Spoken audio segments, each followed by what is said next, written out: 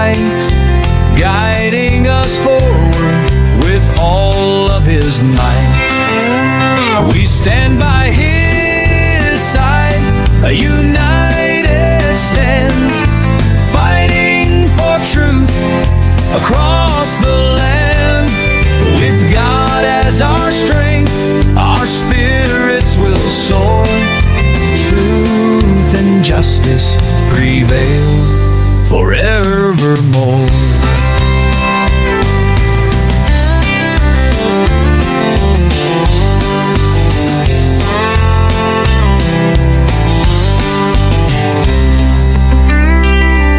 We stand by his side, a united stand, fighting for truth across the land. With God as our strength, our spirits will soar. Truth and justice prevail forevermore.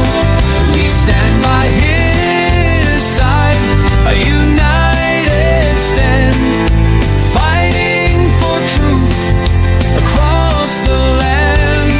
With God as our strength, our spirits will soar. Truth and justice prevail forevermore. We stand by his side, a united stand, fighting for truth across the land. With God as our strength, our spirits will soar. Truth and justice prevail forevermore. Forevermore.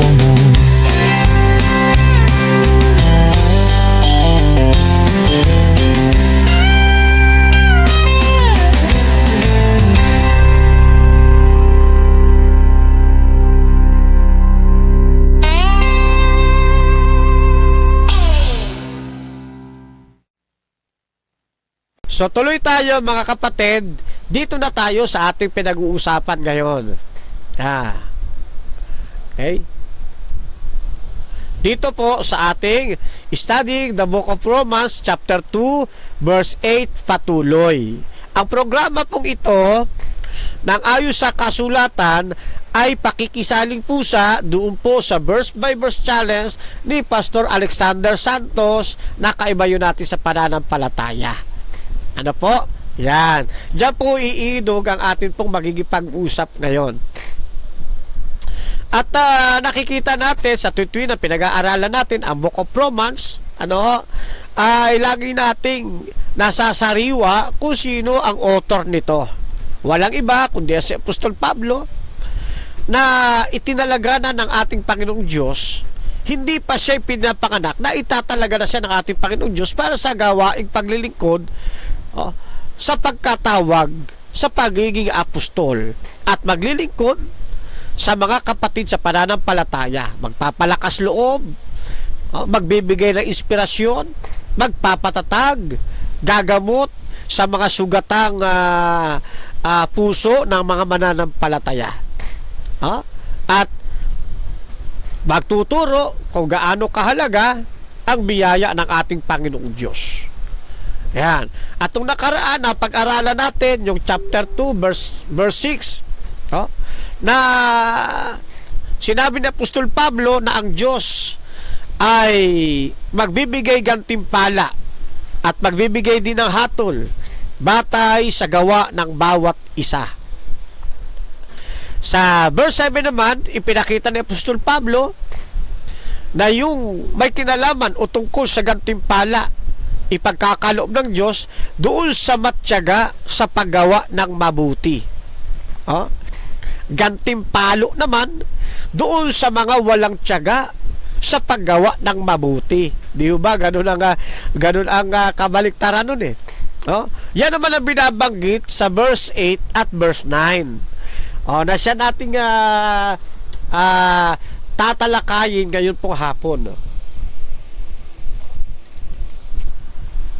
Pero sariwain muna natin ang verse 7. Sabi rito ay ganito: sa kanila na sa pamamagitan ng pagtsatsaga sa mabubuting gawa na naghahanap ng kalwalhatian at karangalan at ng kawalan ng kasiraan ay magbibigay siya ng buhay na walang hanggan. Yeah. Matapos niyang napupungot na naman ako. Matapos niyang ipaliwanag ang gantimpala para sa mga tapat sa paggawa ng mabuti. Kasi sabi niya rito sa kanila sa pamamagitan ng pagtsatsaga sa mabubuting gawa na naghahanap ng kalwalhatian at karangalan.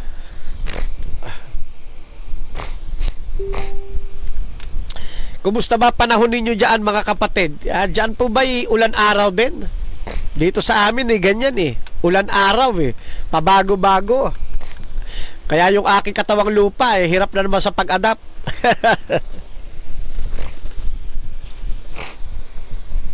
Ay pagpaumanin nyo mga kapatid yung aking kalagayan basta isipin nyo lang ay tayo'y gumagawa sa Panginoon Yan. Nasabi rito, yung mga nagtsatsaga sa mabubuting gawa, ang hinahanap nila yung kalwalhatian. Hinahanap nila karangalan at hinahanap nila kawalan ng kasiraan. Itong yung hinahanap ng mga nagpupursigi, nagtsatsaga sa mabubuting gawa, no? Ay hindi po ito kalwalhatian, karangalan ng mundo. Hindi ito kalwalhatian na tatamasain o makakamta nila sa daigdig na ito. Kundi ang hinahanap ng mga taong nagtsatsaga o may pagtsatsaga sa mabubuting gawa ay yung panlangit na kalwalhatian, yung panlangit na karangalan, at kawalan ng kasiraan. Ano yung kawalan ng kasiraan tinutukoy dito? Yung buhay na walang hanggan. Yan, yan. Yan ang hinahanap ng mga taong nagtsatsaga sa mabubuting gawa. Ayan. At ito po, yung walang kasiraan tumutukoy sa walang kamatayan mga kapatid. Yun. Na tutunguhin nila doon sa langit na bayan, mga kapatid. Usaping panlangit ang binabanggit dito sa chapter 2 verse 7. Kaya matapos si Apostol Pablo ilatag sa kanyang mga liham itong mga katagang ito, ibinaling naman niya sa mga susunod na mga talata. Ibinaling naman niya yung pansin ng kanyang mga readers, na mga taga-Roma sa mga tao namang suwail. Kasi dito sa verse 7, mga tao ito na masunuri sa Diyos, mapagtiyaga sa gawang mabuti. Ibinaling naman niya yung masusunod na talata para naman doon sa mga taong suwail, doon sa mga taong walang tiyaga sa mabuting gawa, mga taong makasarili, na binabanggit din sa masusunod talata na ang mga ito na makasarili mga tao walang tiyaga sa paggawa ng mabuti, ang kanilang patutunguhan kapahamakan. Yan. At dahil at tutunguhin nila ay kapahamakan, binibigyang babala ni Apostol Pablo na yung gumagawa, yung mga walang tiyaga sa paggawa ng mabuti na mapupunta sa kapahamakan ay hinihikayat din patungo sa pagsisisi. Yan. Buksan natin ang ating mga banal na kasulatan o sundan natin sa Kapitulo 8. Binasa kasi natin 7, baba natin sa 8. Yan. Na dito iiral ang ating magiging pag-uusap. Yan.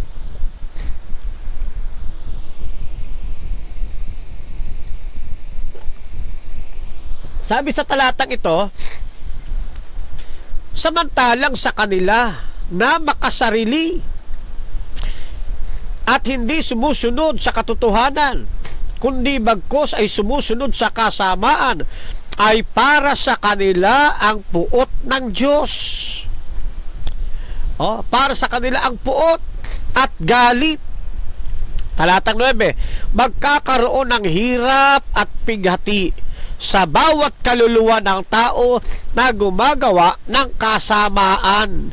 Unay sa Hudyo, gayon din sa Griego. Ayun. Bagtasin natin ang bahagya, mga kapatid, para maunawaan nating lubos ano itong binabanggit sa Kapitulo 2, mga talatang 8 hanggang 9 ng Roma. Unahin natin muna, bigyan natin ng diin ang talatang 8. Yan. Ano sabi? Samantalang sa kanila na makasarili at hindi sumusunod sa katotohanan, kundi bagkos ay sumusunod sa kasamaan, ay para sa kanila ang puot at galit nino ng ating Panginoong Diyos. Ayan.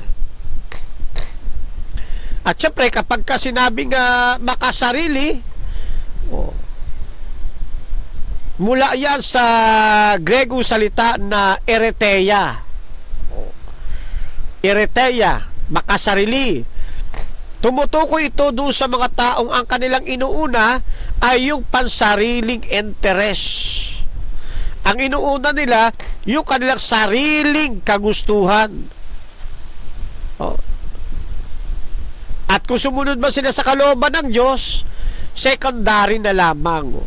O kaya, ay totaling wala silang pakialam na sundin ang kalooban ng Diyos.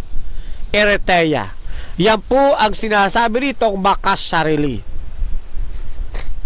Mga taong inuuna ang sariling interes o sariling kagustuhan. Okay. Sila ay mga self-centered. Yan. Mga self-centered. Yan. At sabi rito, samantalang sa kanila, saan na yung talata na yun? Samantalang sa kanila na makasarili at hindi sumusunod sa katotohanan. Sa halip na katotohanan ang sundin nila, ano sinusunod? Yung kasamaan. At dahil dito, para sa kanila, yung galit, yung puot ng ating Panginoong Diyos. Ayaw kumilala sa katotohanan Yung mga taong hindi sumusunod sa katotohanan, sila yung mga ayaw kumilala sa katotohanan. Kaya ayaw nila sumunod. Ayaw kasi nila kilalanin yung katotohanan. Ayaw nilang tanggapin yung katotohanan. Kaya ayaw nilang sumunod. Ayaw nilang kumilala. Yun po ang lalabas dyan, mga kapatid, mga kaibigan. Ngayon, meron namang tao nagsasabi, hindi naman sa ayaw namin kumilala sa katotohanan. Kami mga lang, nasa neutral side of the coin lang kami. Pag ganun-ganun pa. Diba? Yung metaphor na pananalita na kami mga neutral side of the coin. Wala kaming pinapanigan. Diba? Sa metaphor na pananalita. Kumbaga nasa gitna lang sila.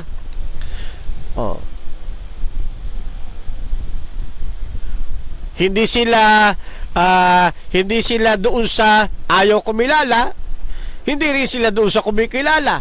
Ay talagang nasa gitna. Pagka ganito ang sistema, na yung mga nagsasabing sila ay nasa neutral side of the coin, ay nasa mali rin pong pagpili. Lahat ng tao mayroong tinatawag na di ba, kalayaang pumili. May free will. Mas pinili nila yung neutral side of the coin. Nasa mali rin po silang pagpili. Bakit? Sapagkat hindi sapat na wag gumawa ng masama. Hindi rin sapat na gagawa ka lang ng mabuti. Hindi sapat yun. Ano ang kailangan? Kumilala tayo sa katotohanan. tanggapin natin ang ating Panginoong Diyos. Hindi pwedeng nasa neutral side tayo. Ha? Kailangan meron tayong isang papanigan. Walang iniwan niya doon sa katotohanan na binabanggit sa Apokalipsis. Maraming tao nasa neutral side of the coin din eh. Malahininga. Yeah? Gusto ng ating Panginoon hindi ganyan. Kung mainit ka, mainit. Kung malamig, malamig. Hindi pwede yung malahininga o maligamgam, isusuka yan. Ganon din dito mga kapatid. Ha? Sa pagitan ng ayaw kumilala sa katotohanan at kumikilala sa katotohanan, pipili ka lang doon sa dalawa. Saan ka ba talaga? Kasi yung pagpili mo sa neutral side of the coin, doon ka lang sa gitna, wala kang pinagkaiba doon sa ayaw kumilala sa katotohanan. Yan po yan. Sabi nung nasa neutral side of the coin, di naman kami gumagawa ng masama eh. Hindi sapat na hindi ka gumagawa ng masama. Ang hindi pagsunod sa katotohanan, kahit na ikaw ay hindi gumagawa ng masama, kasalanan pa rin sa ating Panginoon. Isa pa rin yung akto ng hindi pagkilala at hindi pagtanggap sa Diyos. Kasi kapag tayo nasa Panginoon, magbubunga yan ng pagsunod sa katotohanan. Ganyan po yan eh. Magbubunga yan ng mabuting gawa. Di ba binasa natin doon sa naunang talata? Na may mga taong nananampalataya. Yung mga mananampalataya, mapagtiyaga sa gawang mabuti. Ayun ang kanilang bunga. Nagre-reflect kasi yun mga kapatid. Kasi marami din naman tao gumagawa ng mabuti, kaya lang wala sa tunay na pananampalataya. Di ba yung mga atheist, gumagawa din ng mabuti yan eh. Nagtsatsaga din yan sa gawang mabuti. Ang kaibahan lang ng mananampalataya sa kanila, itong mga mananampalataya na nagtsatsaga sa gawang mabuti, may aanihin sila. Karangalan, walang kasiraan, buhay na walang hanggan, na panlangit. Ito namang matyaga sa paggawa ng mabuti ng mga atheist, aanihin nila puot ng ating Panginoong Diyos kung hindi sila magbabago. Yun ang magiging kaibahan natin sa kanila. Sapagkat yung tunay na sa Diyos, instinct, nagbubunga yan ng tunay ring pagsunod sa Kanya. Bakit? Kasi resulta yan ng tunay nating pagmamahal sa katotohanan. Yan ang refleksyon na tayo'y na kay Kristo, na tayo'y nakakabit kay Kristo. Refleksyon yan na tayo na sa tunay na pananampalataya. Kaya yung binabanggit dito na pagsuway sa katotohanan, hindi ito basta pagkakamali ng tao. Ito'y sadyang pagpili ng pagtalikod sa kabutihan ng Diyos. At ang kanilang sinusunod, yung kasamaan, na ang promotor nito, ang dyablo. Kaya sa panong sinusulat ni Apostol Pablo, marami sumusunod sa kasalanan Nakikita niya. Kaya nga isinulat niya ito Nakita niya mga tao sumusunod sa kasalanan Mas pinipili pa nila yung kasalanan kaysa doon sa katwiran ng ating Panginoong Diyos. Na balang araw ang magiging kabayaran ng ganito nilang pamumuhay ay ano raw? Ayun, sabi sa talata yung puot at galit ng ating Panginoong Diyos. Yan ang kaparusahan na kanilang dadanasin. Saan yan? Kaparusahan na yan. Yan yung ikalawang kamatayan. doon sa naglalagablab na apoy at asopre, na ang gagamitin ng Diyos sa kanyang pamantayan, yung kanyang makatarungang panghusga batay sa katotohanan. Kaya nakakatakot itong puot at galit ng Diyos. Hindi ito sinabi ni Apostol Pablo para ang tao matakot. Sinasabi ito ni Apostol Pablo upang ang tao magising sa katotohanan at huwag mapunta doon sa nagliliyab na dagat-dagatang apoy at asopre na siya kaparusahang gagamitin ng Diyos, bunga ng puot at galit ng ating Panginoon. Yeah. Ngayon, sabi doon sa talatang 9, doon sa ating binasa, magkakaroon ng hirap at pighati sa bawat kaluluwa ng tao na gumagawa ng kasamaan. Unay sa Grego at gayon din sa Hintil. O, tingnan niyo itong bahaging ito, ha? O. Alin daw magkakaroon daw? Magkakaroon ng hirap at pigati. Alin? Bawat kaluluwa.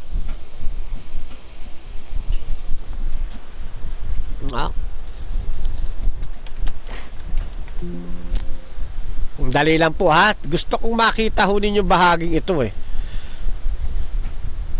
Yan. Kasi mayroong mga mananampalataya. Pupos ko lang muna, ha. Gusto ko lang kayong gisingin sa katotohanan ito, ha. At teka.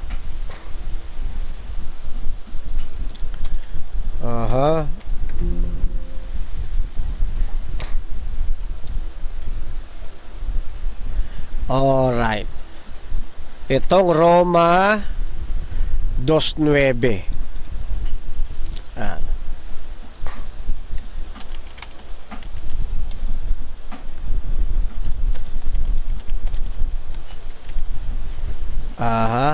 Mali. Saglit lang po ng bahagya, meron akong gustong makita ho nyo rito, mga kapatid, dito sa 2:9.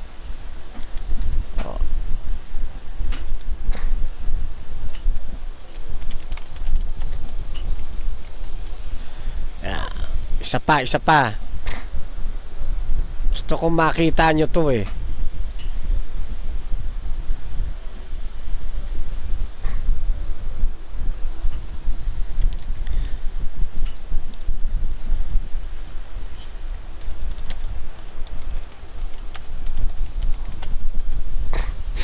Yan, balikan natin, ha, itong yan, Roma 2:9. Magkakaroon ng hirap at pigati sa bawat kaluluwa. Ito gusto kong bigyan pansin. Maraming nalilito rito eh. Yan. Akala nila yung pahihirapan, yung maghihirap, magkakaroon ng pigati na kaluluwang tinutukoy dito ay yung sinasabi ba nilang espiritu ng tao, yung walang laman at walang buto, yung kaluluwa na tinutukoy ng kaibayo natin sa pananampalataya, na iba doon sa kaluluwang ipinapaglingkod sa atin ng Biblia. Sa Biblia kasi kapag sinabing kaluluwa, di ba? Yung buong sangkap ng tao, yung may kamalayan, tayo mismo, di ba? Tayo mismo tinatawag na kaluluwa. Di ba ganon, mga kapatid? Yan ang nasa Biblia eh. Yung kaluluwa, yan yung nagugutom, nasasaktan, nahihirapan, pinagpapawis, yan ang kaluluwa. Kaya nga, di ba, pag may mga krusada tayo, yan, ano tanong ng pastor na sumasakop na siyang nakatalaga doon sa krusada? Ilan ikang kaluluwa ang mabibinyagan natin? Di ba? Ay, hindi naman yung tumutukoy kay Casper. At tinatanong doon, pag sinabing ilang kaluluwa ang mababautismo natin, ang tinutukoy doon, tao. Saan natin hinugot yung konsepto na yon? Sa banal na kasulatan. Sa Biblia, kapag sinabing kaluluwa, yung mismong tao. Hindi yung nakikita natin sa telebisyon na kapag ka merong isang namatay, ay merong tela isang parang usok na umaalis sa katawan ng tao, nakapigura ng tao. Diba? Tapos yung tao na yun, yung usok na yon, yung parang usok na yon na nasa wangis ng tao, sumasama sa liwanag. Yun ang kaluluwa para sa kanila. Tapos pag hindi na pasabay doon sa liwanag at nawala yung liwanag, tawag nila doon, ligaw na kaluluwa. Diba? Hindi yun ang kaluluwang binabanggit ng Biblia. Yung nasa telebisyon, yung mga napapanood natin at saka yung mga paniniwala ng iba, unbiblical po yun. Bunga yun ng kanilang kakulangan ng pag-aaral sa Biblia. Bunga yun ng pinagtahi-tahi nilang paniniwala. Walang katotohanan yun. Ang kaluluwa sa Biblia, na siyang maghihirap, na siyang mapipigati, mismong tao. Ayan ninyo, pag natapos itong natin, verse by verse natin, talakay naman natin, focus tayo dyan sa kaluluwa, ha? Kaya mali yung unawa nila dito, akala nila yung kaluluwa tinutukoy dito, yung malakas per ang datingan, di ba? Tapos ikinukulong nung mga tawag dyan, nung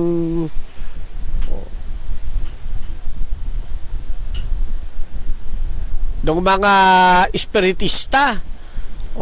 Hindi yun, mga kapatid. Yung kaluluwa na binabanggit dito, mismong tao. Kaya yung mismong tao, magkakaroon ng hirap, pigati sa bawat tao. In short, ayan nga, bawat kaluluwa ng tao. Akala nila kasi, nabanggit bawat kaluluwa ng tao. Yung tao may kaluluwa. Yun ang isipan nila, pero hindi yun, mga kapatid. Yung bawat kamalayan ng tao, yung bawat tao mismo na gumagawa ng kasamaan. Yan po ang ibig sabihin yan. Tignan ninyo, ha? Anong salin ba yan? Teka, hindi yata yan yung ang bagong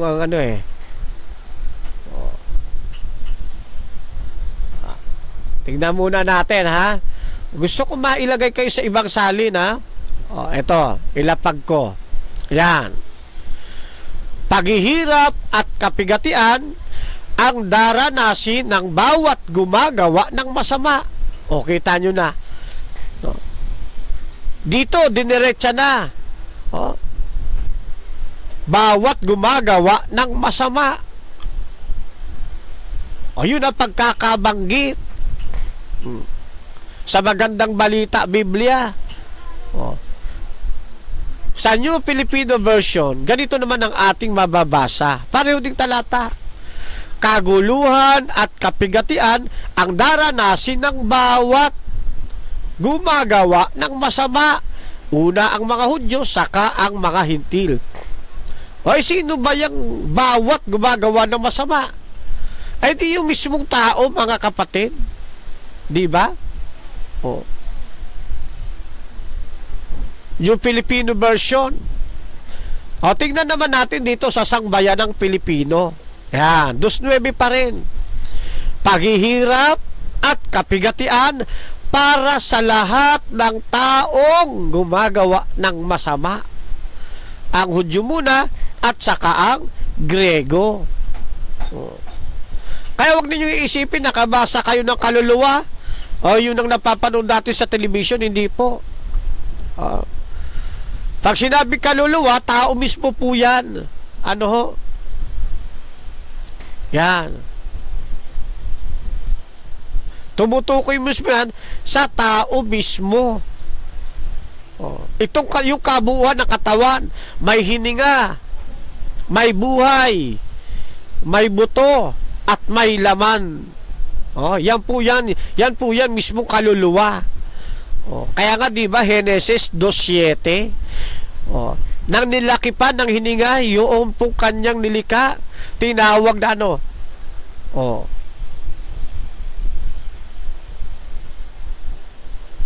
Ano yung tinatawag na kaluluwang may buhay? Di ba yung tao mismo? Yan po yan, ano, mga kaibigan, ha? Huwag po ninyong ipagkakabali, ha? Kaya yung hirap at kapigatian, ito po'y nagpapahiwatig. Yung termino ho na hirap at kapighatian na binabanggit sa talatang ito. Ito ho ay nagpapahiwatig ng isang matinding espiritual, isang matinding emosyon, isang matinding pisikal na pagdurusa na ilalapat sa isang tao mismo na gumagawa ng kasamaan. Bakit? Kasi hindi nila pinili yung katotohanan Mas pinili nilang maging makasarili. Naging mga self-centered. Hindi nila pinili yung katotohanan. Pinili nila yung kanilang gusto.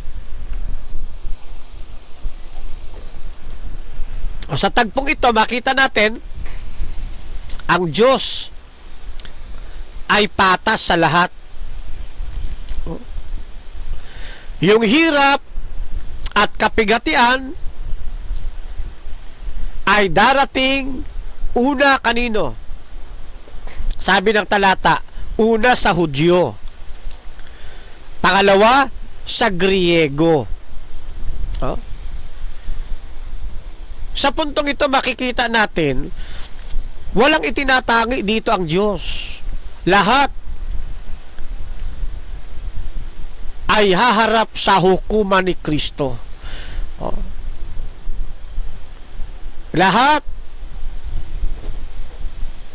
ay gagawaran ng isang maayos na paglalapat ng gantimpala at parusa. Kaya dito walang itinatangi ang Diyos. Yung mga parirala dito, mga kapatid, na una sa mga Hudyo, ito po'y nagpapakita ng pananagutang mas malaki. Bakit sila unang hatulan? Bakit sila ang binabanggit dito na unang makatatanggap ng paghihirap at kapighatian? Hindi naman dito sinasabing lahat ng mga Hudyo, ha? Kasi may mga Hudyo na naging mga Kristiyano. May mga Hudyo na pinili talaga na sumunod sa pamantayan ng Diyos. Meron din namang mga Hudyo, majority sa mga Hudyo, hanggang ngayon, di ba, may mga Hudyo na ayaw kay Kristo May mga Hudyo na makasarili. Ayaw sa katwiran ng Diyos, ayaw sa katotohanan ng Diyos. Ayong binabanggit dito sa chapter 9 sa verse 9 ng Roma, ito yung mga Hudyo na unang hatulan. At ang mga Hudyong ito, yung mga makasarili, na inuuna nila yung kanilang pansariling interes. Ayaw piliin yung katotohanan ng Diyos. Kaya hindi tayo magtataka kung bakit sa panahon natin ito, marami pa rin mga Hudyo ayaw kilalanin si Kristo. Na hanggang ngayon, ang kinikilala lang nilang sacred book ay yun lang Tanak, yung Old Testament, at yung New Testament ay hindi. Hindi na tayo magtataka roon. Kasi may mga Hudyo talagang tiwali sa katotohanan May mga Hudyo talagang mas pinili nila yung kamalian kaysa sa katotohanan ng Diyos. Isa sila sa binabanggit dito. Kaya yung parinalang una sa mga Hudyo, ito'y nagpapakita sa mga readers si Apostol Pablo at maging sa atin na mas malaki ang pananagutan ng mga Hudyo. Bakit?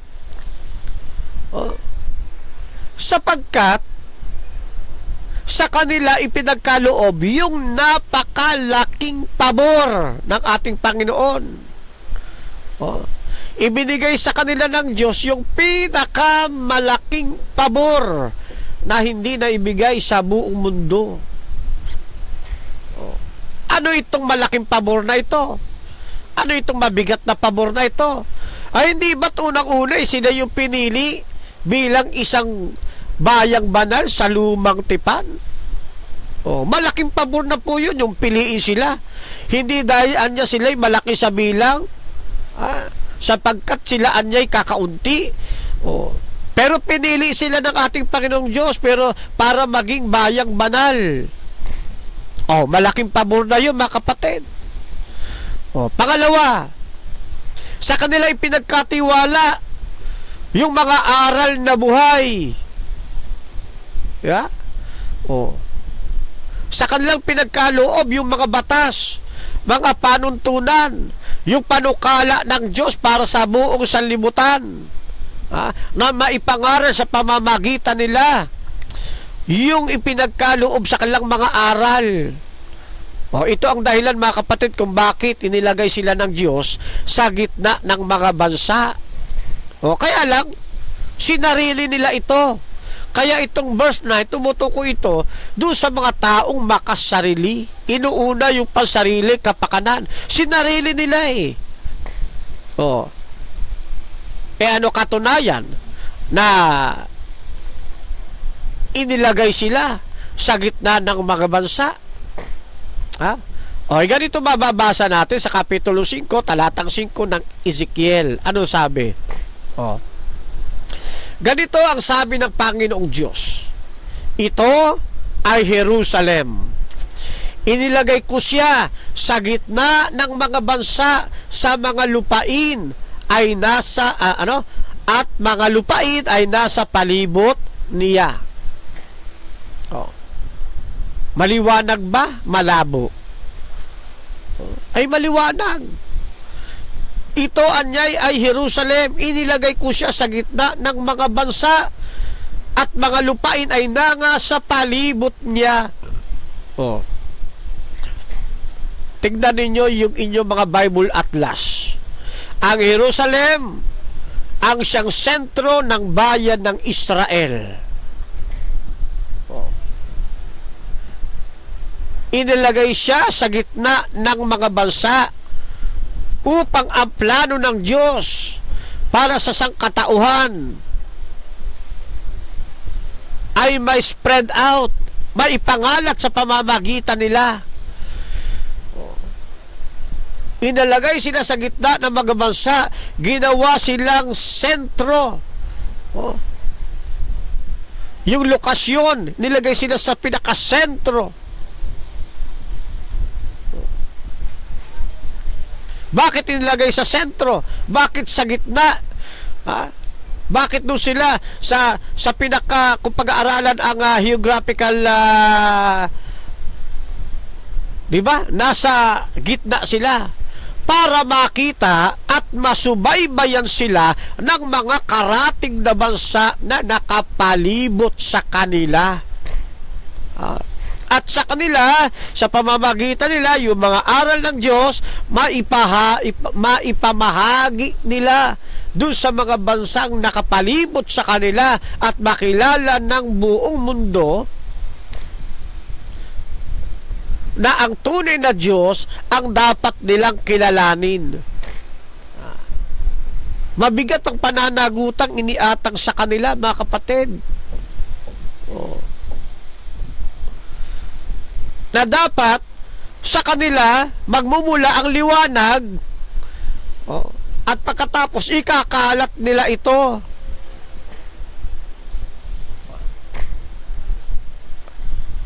Kaya lang, ano ginawa ng Israel?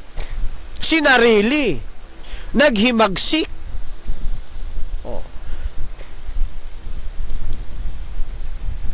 Kaya napakalaking pabor binigay sa kanila ng Diyos, kaya lang binawala nila tignan ho ninyo isa pang talata, 4:6-7.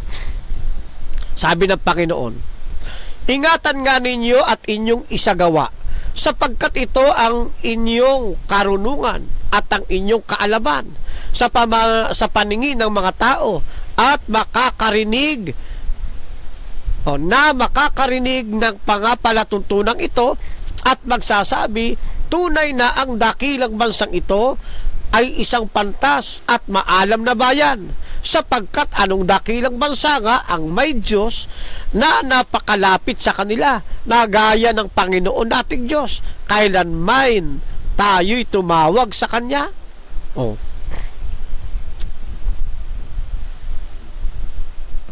Kaya pinili sila at inilagay sa pinakagitna para sa natatanging gawain sa pag-iibanghelyo sa panahon ng lumang tipan, para makilala ng mga karating na lugar kung sino ang Diyos na dapat sambahin.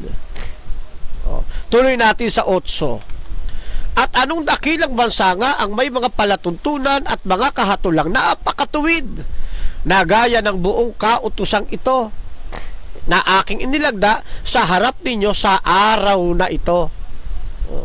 Kaya lang sinarili nila ito eh. Naging self-centered sila. Ang tingin nila doon sa hindi Hudyo, makasalanan, marumi, karumal-dumal, di ba? Kaya nga may tension sa pagitan ng Hudyo at mga Hintil.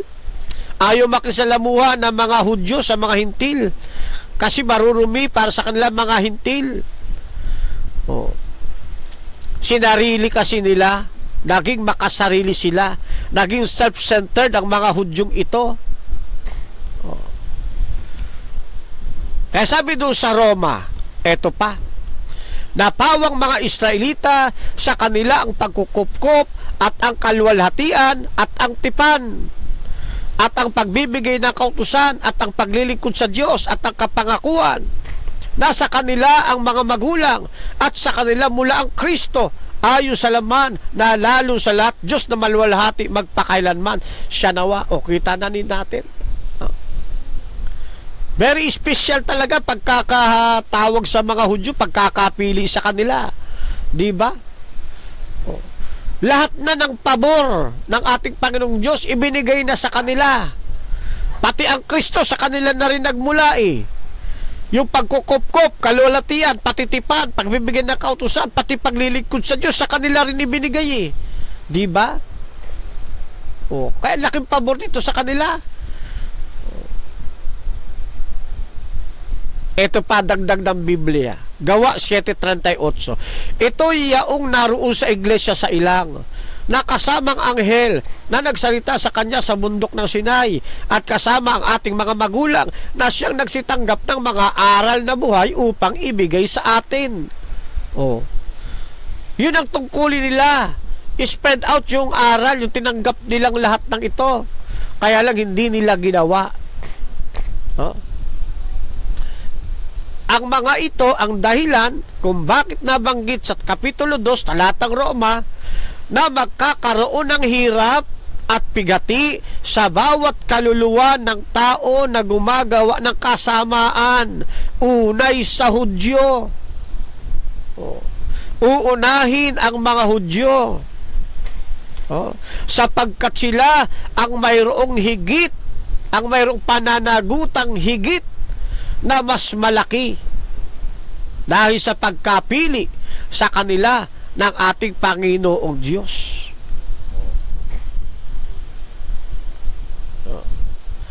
Kaya tinutukoy na puot at kagalitan dito sa verse 8, yan din yung panghuling paghuhukom na ilalapat ng ating Panginoong Diyos.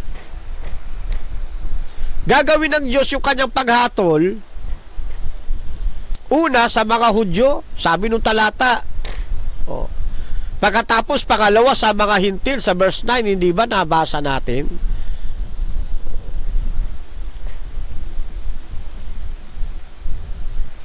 Kung hindi sana sinarili ng Israel yung pananagutang ito, ginampanan nila yung pananagutang ito, hindi sila makakasama rito. Kaya lang tinanggihan nila Di ba?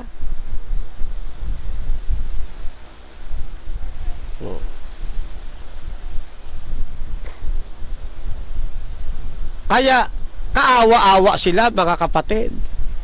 Di ba sabi doon sa Juan 1:10, ay lagay din natin to sa Yan, dahil sa hanay na pinag-uusapan natin, ha?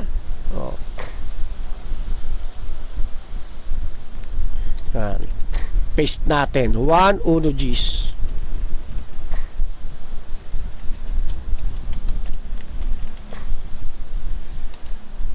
Uno Gs. Yan. Oh.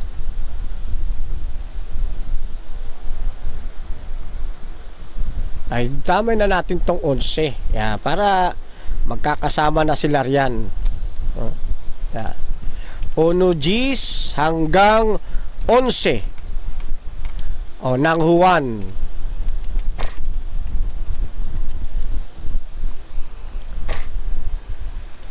Ayan, lapag natin, ha?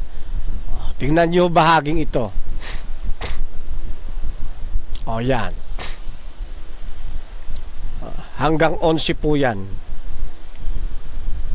Na siya'y nasa sanlibutan, at ang sanlibutan ay ginawa sa pamamagitan niya, at hindi siya nakilala ng sanlibutan. Siya'y naparito sa sariling kanya, at siya'y hindi tinanggap ng mga sariling kanya. Kita po ninyo? Oh. Itinakwil siya ng mga Hudyo. Hindi siya kinilala. Oh. Mas pinili ng mga Hudyo yung pansarili nilang kagustuhan kaysa doon sa kalooban ng ating Panginoong Diyos.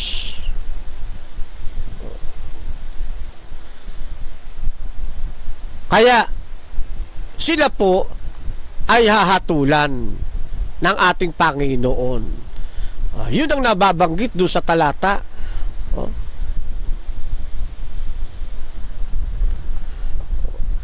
At yan din ang binabanggit, mga kapatid, doon din sa binabasa natin sa Roma 8 hanggang 9. Ulitin natin, mga kapatid, ha? Kasi binabagtas natin itong historical background ng talatang ito Datapot sa mga palaaway at mga di nagsisitalima ng katotohanan, kundi bagkos nagsisunod sa kalikuan, ay ang kagalitan, kapuutan, 9, kapigatian at kapisan sa bawat kaluluwa ng tao na gumagawa ng masama, ng Hudyo una, at gayon din sa Griego.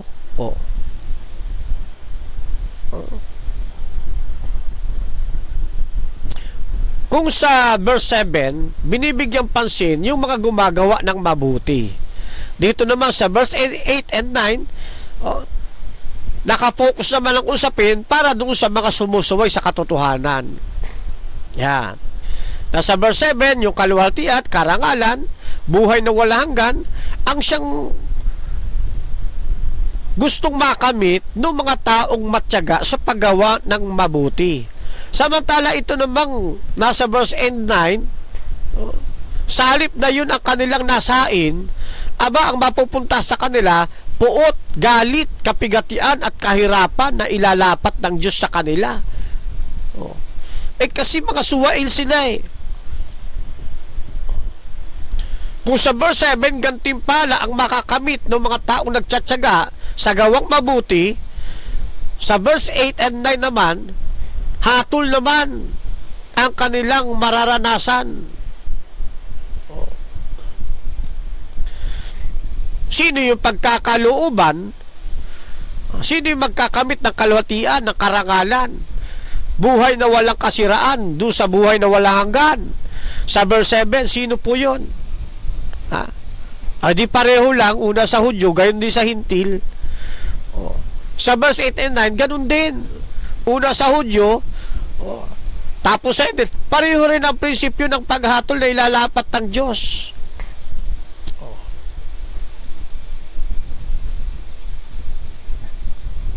Ngayon, kung titignan ninyo yung larawan na yan, ilalapat din natin sa ating mga sarili.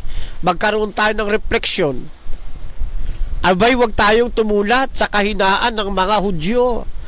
Matuto tayo sa pagkakamali na ginawa ng mga Hudyo. naitala ang mga ito para mabalansin natin, makita natin yung kanilang mga maling gawain, hindi natin gagayahin. Hindi tayo dapat maging self-centered.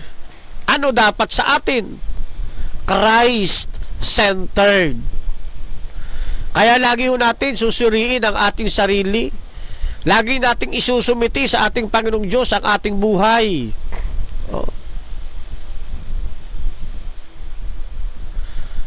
Maging yung ating motibo. Dapat susuriin natin, baka mamaya pagiging makasarili na ating nagiging gampanin. Manatili tayo mga kapatid sa pagtsatsaga sa gawang mabuti, sapagkat diyan tayo tinawag ng ating Panginoon. Yan ay inihanda na ng ating Panginoon mula pa ng una para siya nating lakaran. Kaya tayo, hindi tayo dapat mapagod sa paglakad dito sa mabuting daan. Hindi dapat tayo mapagod sa pagsunod sa lahat ng utos ng ating Panginoon. Mamuhay tayo mga kapatid sa katotohanan. Mamuhay tayo sa kabanalan. Huwag nating ikukompromiso ang ating pananampalataya sa maling gampanin, sa maling gawain. Kilalanin natin, sundin ang ating Panginoong Diyos. Huwag tayong hihiwalay sa pag-ibig ng Ama. Huwag tayong hihiwalay sa biyaya ng ating Panginoong Jesucristo. Huwag tayong hihiwalay sa pakikipisan sa banal na Espiritu. Mananatili tayo na nakakabit sa kanila.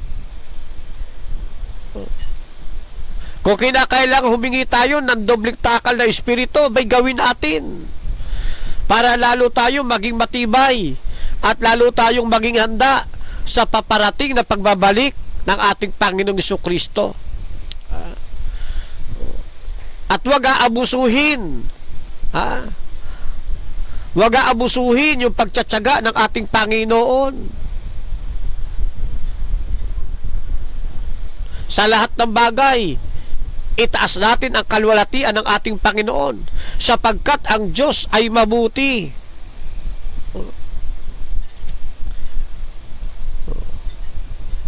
Nasain natin na ang tatabuhin natin gantimpala, hindi gantimpalo.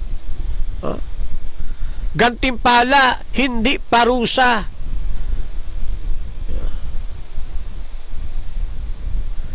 Seryoso ang babala ng ating Panginoong Jesucristo sa pamamagitan ng banal na kasulatan sa kanyang pagkasi. Sa manunulat niya na si Apostol Pablo. Seryoso ang babala dito sa Kapitulo 2 sa latang 8 at 9. At ito rin ay paanyaya hindi lamang para sa mga taga-Roma, kundi paanyaya rin ito sa bawat isa sa atin mga kaibigan, na tayo ay dapat na mamuhay ng maayos sa liwanag kung saan tayo tinatawag ng ating Panginoon. At sa mga kapatiran ng mga Adventista, paanyaya ito sa atin na tayo ay patuloy na magtiyaga sa gawaing matuwid.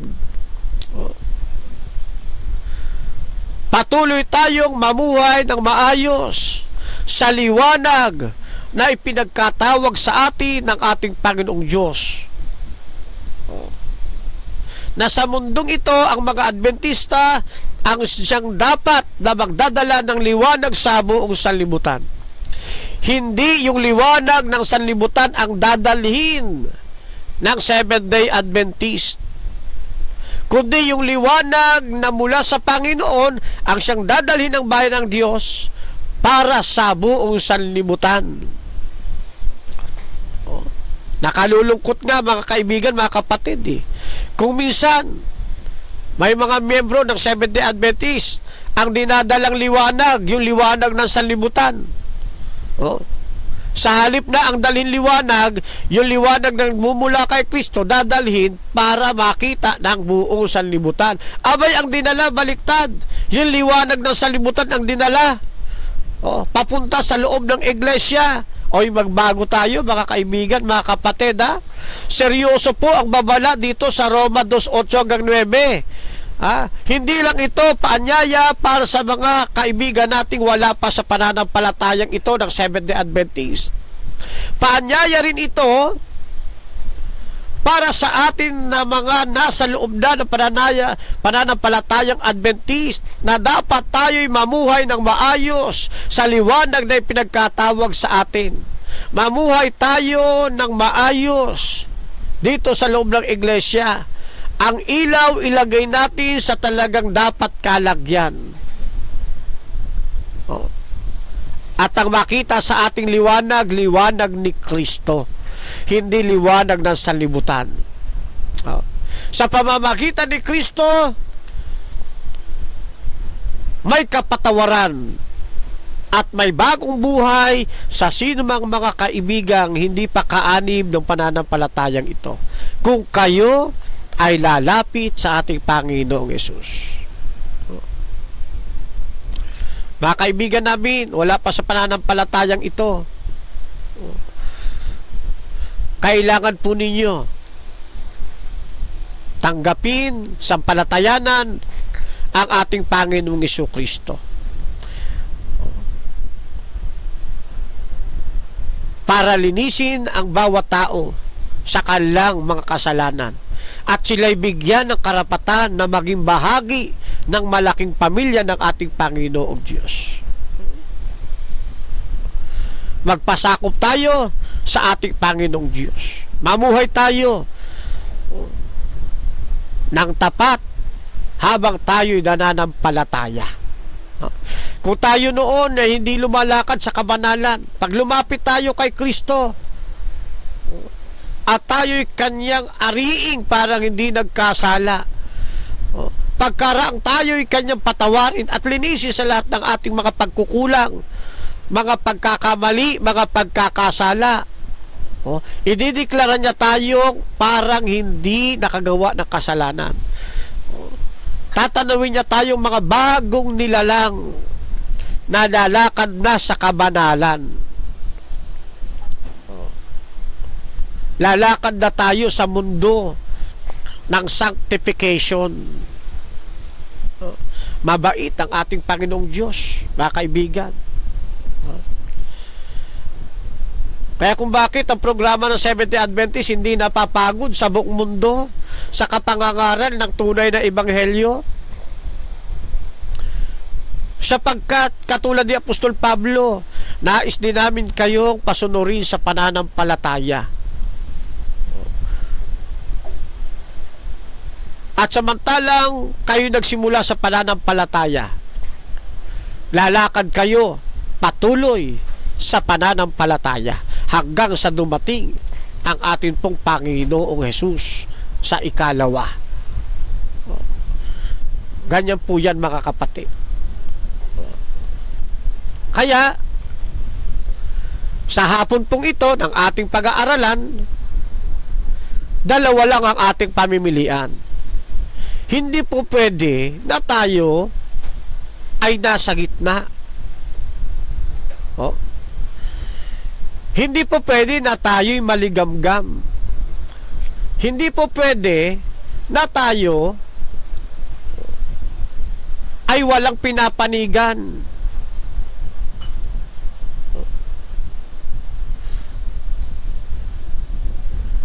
Hindi pwede sabihin natin dito na lang ako sa neutral side of the coin. Hindi po pwede. Dahil yung nasa neutral side of the coin at yung mga hindi sumusunod sa ating Panginoon, pareho lang po yan, may kahihinatnan pagdating ng araw.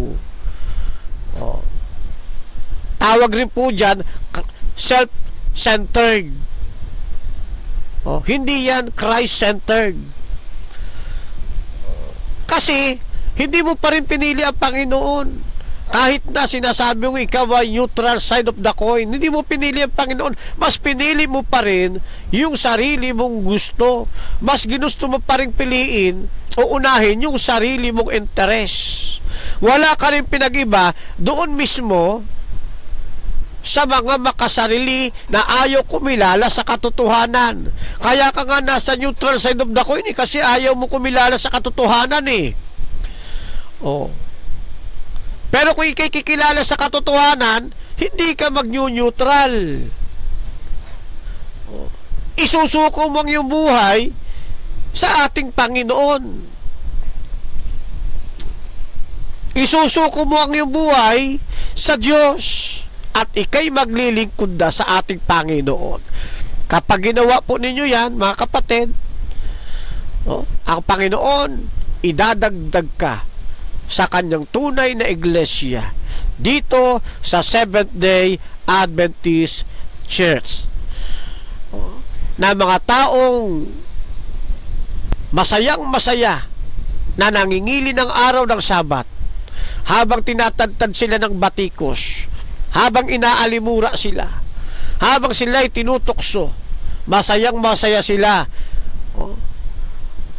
na nagtsatsagang ginaganap ang kalooban ng ating Ama at sabik na naghihintay sa pagbabalik ng ating Panginoon sa kanyang pagbabalik. Kaya dalawa lang po pamimilian po ninyo: buhay at kamatayan. Buhay na wala hanggan o kaparusahan sa nagliliyab na apoy at asopre na siya ninyong magiging ikalawang kamatayan. Dalawa lang ang pamimilian ninyo. Lalapit kay Kristo o aayaw? Lalakad sa kabanalan o mananatili sa gusto ninyong hangarin? At sabi doon sa ating binasa, para doon sa mga ayaw kay Kristo, ayaw sa Panginoon, ayaw sa katwiran ng Diyos, mayroon silang parusa. May hatol na kaparusahan para sa kanila. At doon naman sa mga pinili ang maglingkod sa Diyos, lumakad sa katwiran ng Diyos, lumakad sa kabanalan, ang tatamuhin naman nila karangalan, kalwalhatian, buhay na walang hanggan, buhay na punong-puno ng kaligayahan sa piling mismo ng ating Panginoong Diyos. Kaya mga kapatid, bago ako tuluyang magtapos, huwag ninyong patitigasin mga kapatid ang inyong damdamin. Mga kaibigan, samantalang nagsusuri kayo sa Seventh-day Adventist, alisin muna ninyo sa inyong isipan ang puro paglaban. Sa inyong pagsusuri, ang hanapin ninyo, wag yung kung ano ang inyong mailalaban, kundi ang hanapin ninyo yung katwiran ng ating Panginoong Diyos. Kaya sabi ng ating Panginoon, hanapin muna ninyo ang kanyang katwiran, ang kanyang kaharian. Kaya kung minsan sa pagsusuri ninyo sa Seventh-day Adventist, hindi ninyo nakikita yung katwiran ng Diyos kasi iba ang inyong hinahanap. Ang hinahanap kasi ng iba, papaano pagugulungin ang pananampalataya ng Adventist. Ay mali ho. Kapag kayo magsusuri sa pananampalatayang Adventist, ang hanapin ninyo yung katwiran ng ating Panginoong Diyos, yung kanyang kadakilaan, kung paano tayo niya maitutuwid sa pananampalataya. Huwag ninyong hanapin yung pananampalataya na papabor sa inyong gusto. Ang hanapin ninyong pananampalataya, yung maitutuwid kayo sa buhay paglilingkod habang tayo'y nasa mundong ito. Ang hanapin ninyong pananampalataya, yung pananampalatayang tuturuan kayo ng katotohanan ng nasa Biblia. Yung maitutuwid tayo. O kaya sa hapong ito, mga kapatid, maglimi-limi po kayo. Ang amin pong mga kapilya ay imbitado po kayo, mga kapatid. Inaanyayahan ko kayo, saan man kayong dako naroroon, pasyalan niyo po kami sa kanya-kanya naming mga local churches. Bukas po yan, maghapon ng araw ng Sabado. Mayroon din pong pagsambang ginaganap dyan ng Merkules. Mula alas 7:30, bukas na po yan. Pagtungtong ng alas 8, mayroon ng pagsambar yan. Biyernes ng gabi sa ating nakagisnan, bukas din po ang aming mga kapilya. Inaanyayahan ko kayo na pasyalan po ninyo kami. Pakilala lang po kayo ng maayos, sabihin ninyo kung ano ang inyong sadya. Andyan ang ating mga elders, mga diakono, andyan ang ating mga opisyalis, mga kapatiran, para kayo'y mapaglingkuran. Kalinsabay niyan, lagi po kayong dudulog sa ating Panginoon. Patnubayan kayo, makita ninyo yung katotohanan ng inyong hinahanap. Ang Diyos mabuti. Ang Diyos tutugon. Kita ninyo, pag ginawa ho ninyo yan, magsasama-sama tayo sa pananampalatayang ito ng Seventh-day Adventist Church. Sa mga kapatiran naman sa iglesyang ito, mga kapatid, huwag tayong manghinawa sa pagtsatsaga. Huwag tayong manghinawa na tsagaing sundin ang kalooban ng ating Panginoon. Ayun ang sabi ng Biblia, di ba? Binasa natin.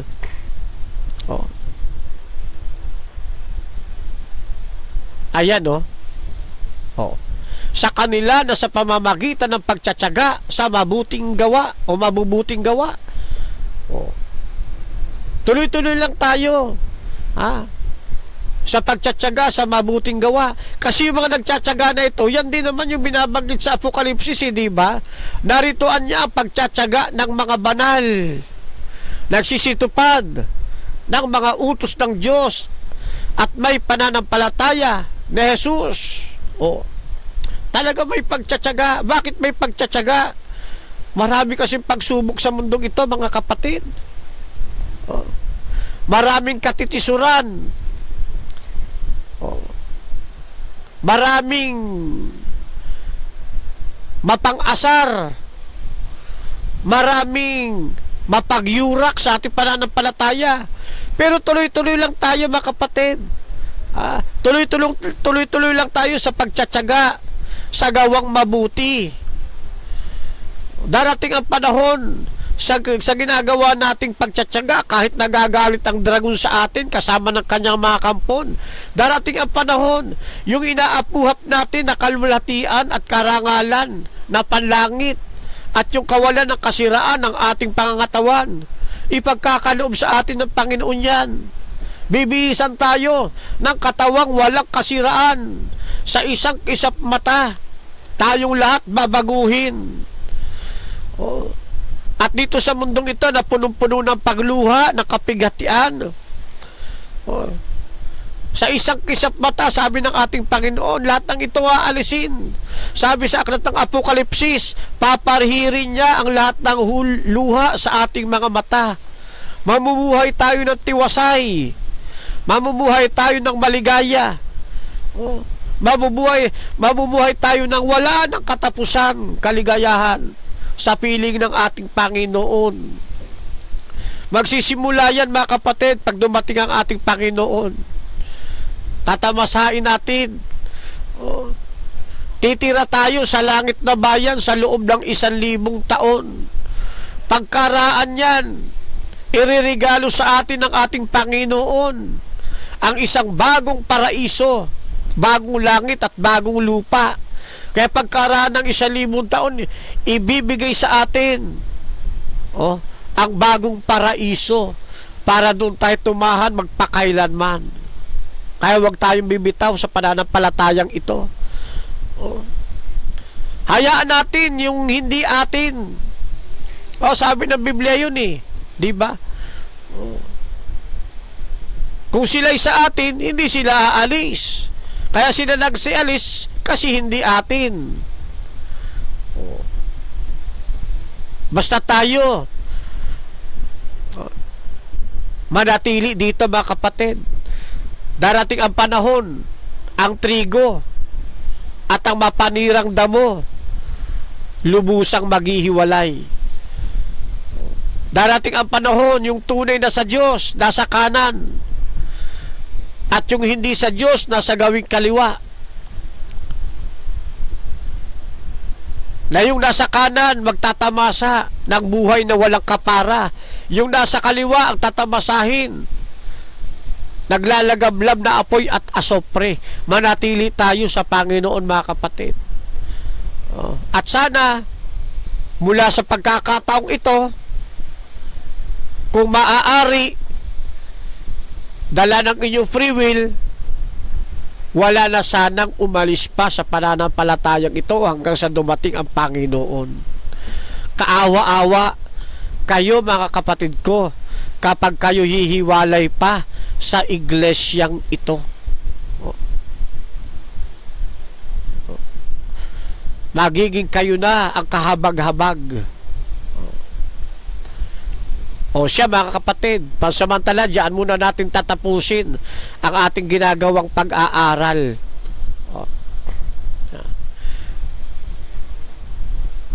So natapos natin mga kapatid ang aklat ng Roma sa Kapitulo 2, talatang 8 hanggang sa talatang 9. Ano? Tama ba? 8 at 9. Yun lang ang nadali natin sa pagkakataong ito. No? Sa susundan naman natin yung talatang Gs, patuloy. Ano po? Ayan. Siyempre, pero bago ako magbitaw, babatiin ko muna yung patuloy na nakaantabay pa ngayon. Ano? At magkaroon na lang ng recap sa pamamagitan ng atin pong YouTube o kaya Facebook. Ayan, naririyan naman at pwedeng mapanood ulit. Ano? Yan. Shout out kay kapatid na Jeremias Arquero Corpus. Mapagpalang hapon sa inyo, kapatid. Yan. At ganun din sa atin pong kapatid na Ezer. Yan. Saan ba sa lamig ko? Ezer, ano ba yan? Ezer Loriezo. Ayan. Kay kapatid na Esel Loriezo. Ayan. Sabi niya, shout out. Ayan. Shout out kay Pastor Richie. Ayan. Pastor Richie at sinashout out po kayo na kapatid na Ezer Lorieto. Shout out din, ano, hindi lang si Pastor Richie, ganun din si Pastor Melvin. Shout out daw po, sabi ni kapatid na Ezer Lorieto. Yan. At sa mga kapatiran sa Malagasang Seventh-day Adventist Church. Ay, taga Malagasang. Ano, malapit lang dito ang Malagasang, ano?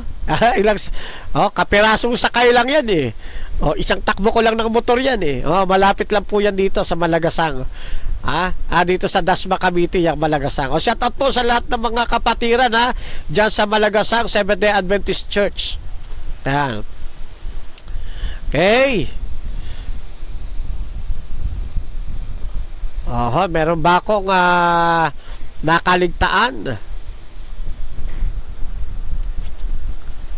Okay, shout out kay shout out po sa ating SDA Sedyo Jenny Bukar. Ayan, shout out po at mapagpalang hapon. Gayon din kay Mr. Christian Sandike. Ayan. Shout out din kay Kishim Naranjo. Mapagpalang hapon, Baby Junicio John Harold Navarro. Yeah. Kaya Mopera. Yurili, shout out po kapatid. Leonardo Santa Rosa, mapagpalang hapon. Kaya Jezreel Arcoba Tamala, shout out po sa inyo. Kay kapatid na Jesse Gonzales, mapagpalang hapon. Suportahan nyo po mga kapatid yung laging tawag dito pag-online ng kapatid na Jesse Gonzales mga kapatid at pakipollow nyo po siya. Okay? Kayo po ay patuloy na nakantabay dito sa programang Ayon sa Kasulatan, ganap na alas 3:37 ng hapon dito po sa Pilipinas. Shoutout din kay kapatid na Pedro John Terial Malavega. Ayan, mapagpalang hapon kapatid na Pedro. Yung inyong apelyido Tunog Soro de la Vega. Kaya naman ay Malavega. Ayan, Tunog Soro shout out kapatid na Pedro John Terial Malavega. Ayan. Rosita Balme, shout out. Ronel Castillo. Ayan. Sino pa bang hindi ko nabanggit? Rowa Dong, shout out po sa inyo. Alan Esteves. Aha. Ayan, si Elder Yams Johnny, na shout out ko na pala, Ayan, mapagpalang hapon sa inyo mga kapatid, Jeremias Arquero Corpus. Yan, mapagpalang hapon. Okay. At syempre, binabati ko rin dito yung atin pong napakasipag at very supportive dating kapatid, saan na ba yung aking baka meron pa rito. Yung binabanggit ko na napakasipag nating kapatid. Shout out po sa inyo kapatid na Patrick Gonzales. Okay, shout out. At maging sa iyong pamilya. Okay.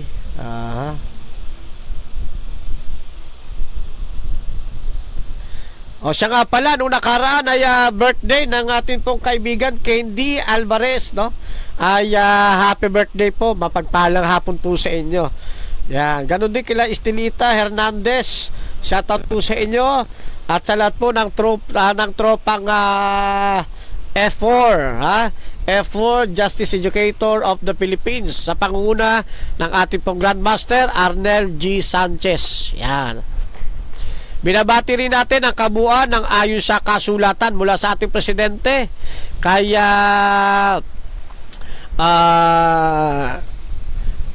tawag dito kapatid na Samuel Patalinog. Kalimutan pa. Yan, kay Sister Ana. Shout out din sa ating director kay Don Argente at sa kanyang may bahay, at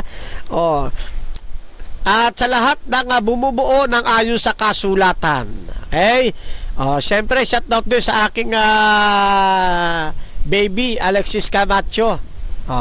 Shout out din sa kabuuan ng ABIM, Advent Biblical International Ministry, sa pangunguna ng ating pong mentor Rocky Tulog. Yan. Shout out din sa isa ko pang mentor kay mentor Richard Thompson, at sa kabuuan din ng 3A Media. Ayan, sa lahat ng mga broadcaster ng 3A Media at sa lahat pa ng mga supporters ng 3A Media, mapagpalang hapon po sa inyo. Okay. Bueno mga kapatid, samantala, dyan muna tayo magtatapos ng ating pong tawag dyan, verse by verse challenge, studying the Book of Romans. Dadako naman tayo sa ating pong sama-samang pasasalamat sa ating Panginoon. Let us pray. Amang banal, isang malaking karangalan po na kayo ay aming mapasalamatan sa pagkakataon pong ito. Maraming salamat sa mga aralin na aming pong natunghayan sa pamagitan ng pagkakasulat ng inyong pong itinalagang Apostol Pablo. Salamat sapagkat nakarating sa aming panahon ang kanyang mensahe. At tulungan kami, Ama, na patuloy kaming maging dapat sa harapan ng Ama. Sa patuloy ninyong biyaya, Panginoong Hesus, ay maluwalhati namin ang pangalan ng Ama. Dalangin po namin, Amang Banal, samantalang hinihiling din namin ang pakiusap na ito sa aming Panginoong Kristo. Dalangin din namin sa banal na Espiritu. Huwag po kaming pababayaan. Patuloy kaming dalhin sa buong katotohanan. Patuloy na ipaalala sa amin ang mga katotohanan na ituro ng Panginoong Kristo. At kami maging handa sa pagbabalik ng inyong pong kaisa-isang anak, Amang Banal, ang aming Panginoon. Hiling din namin, patnubay ng langit, ang igawad sa pagitan ng programang ito ng ayon sa kasulatan hanggang sa lahat ng mapapaabutan nito sa pangalan po ng aming Panginoong Hesus. Amen. Alright, muli po mga kapatid, mapagpalang hapon sa inyong lahat. Hasta la vista! Viva Adventista del Septimo Dia! Chokbok Hamnida! Mispa sa inyong lahat, mga kapatid. God bless po. Hasta la vista!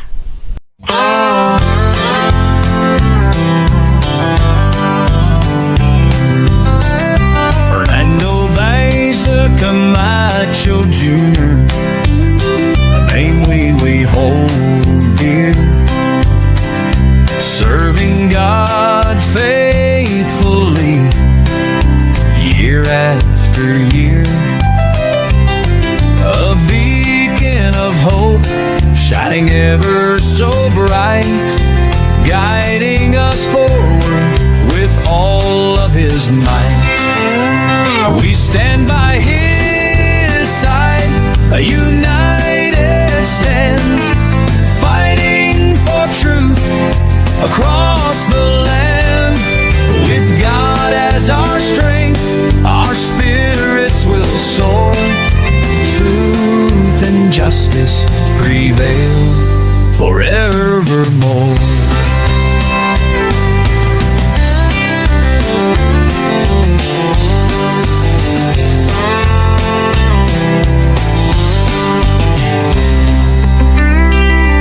We stand by His side, a united stand, fighting for truth across the land.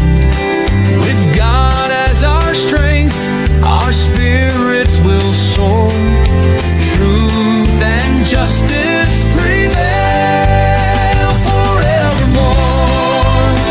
We stand by His side, a united stand, fighting for truth across the land. With God as our strength, our spirits will soar. Truth and justice prevail forevermore. We stand by His side, a united stand, fighting for truth across the land. With God as our strength, our spirits will soar. Truth and justice prevail forevermore.